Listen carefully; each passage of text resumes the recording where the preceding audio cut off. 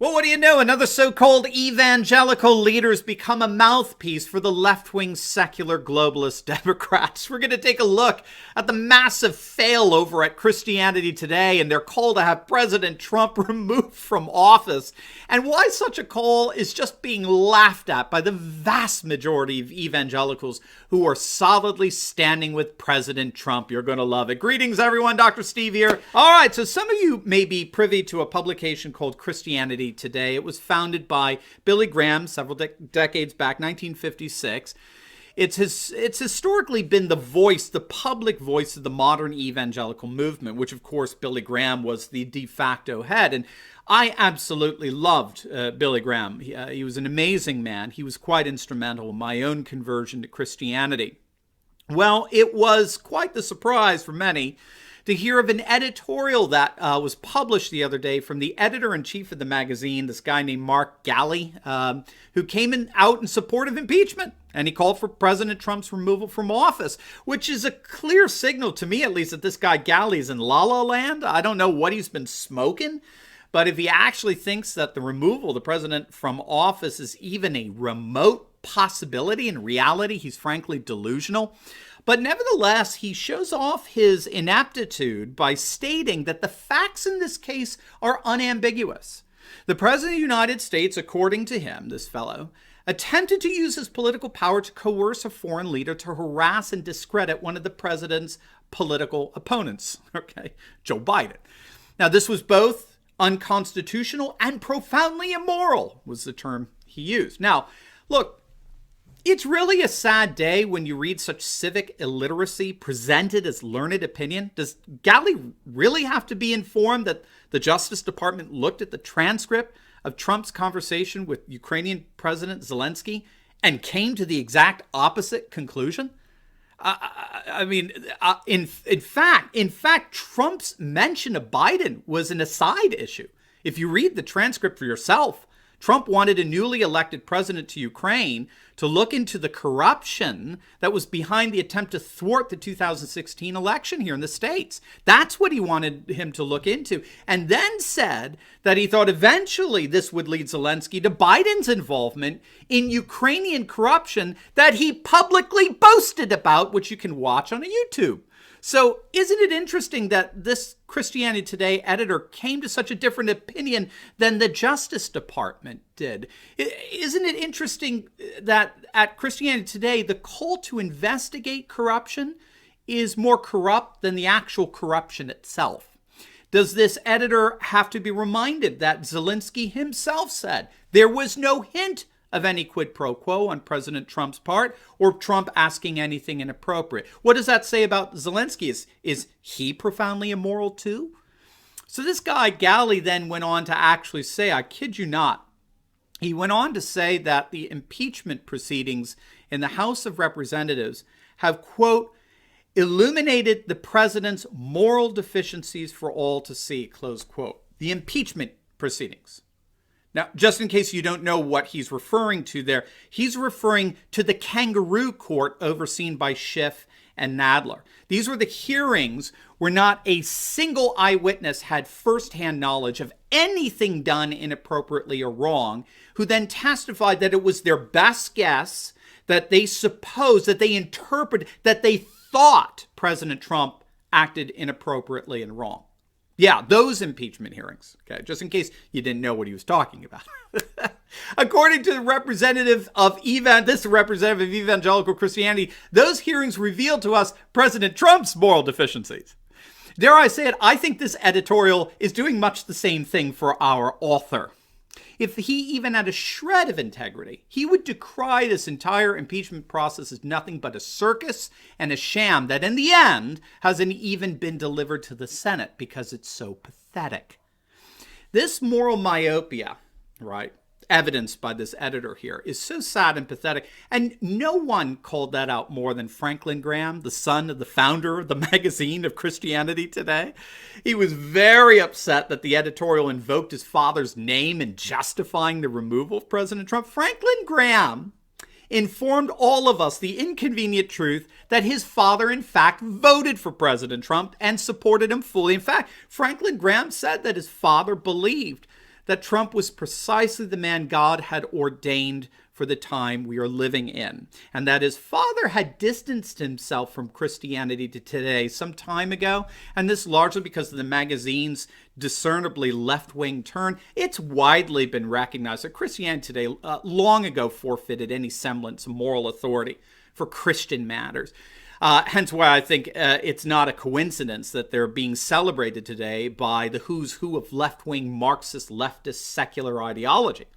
But evangelical leaders have long recognized the descent into the left-wing globalist abyss that Christianity today has been taking for years now. It wasn't long ago that Gordon Conwell theologian David F. Wells penned a scathing critique of Christianity Today when it published an editorial that flat out denied the classical doctrine of God, his foreknowledge and his omnipotence and omniscience. Christianity Today has promoted a heresy known as process theology, which holds that God is affected by temporal processes, which entails the notion that God can change in accordance with the unfolding of time and event, which is a fundamental contradiction to the classical notion of God as pure actuality. Anything that God could ever become, he already infinitely is. There's no change of God precisely because change involves potentiality, and God being infinite and eternal being is already the sum total of all potentiality and possibility. Anything that God could ever become in terms of true being, God already is infinitely so, right? Nothing in time and space can affect him. Everything in time and space has its being only because they first participate in God's infinite and eternal being. God is the infinite, absolute existence of being. That's the necessary prerequisite for the existence of any finite, temporal, contingent thing, including the sum total of the entire universe. Process theology is absurd, and Christianity Today has been very accommodating to that absurdity, as evangelical theologians like David Wells have long pointed out. No, Christianity Today should be called left-wing heretics today, in my view. That's the term that I think is far more apropos to that magazine. Look, let me simply ask you, based on what you heard me relay to you, how would this editorial be any different if it were written by Nancy Pelosi or Adam Schiff? How would it be substantively different? Of course it wouldn't be. Not in the least, right? This editorial from the editor-in-chief, I think, speaks volumes today that Christianity Today has become a mouthpiece for the Democratic Party and its lies and deceit. But there's something even more profound going on in all of this, and that involves the overall rise of populist sentiments going on all over the world.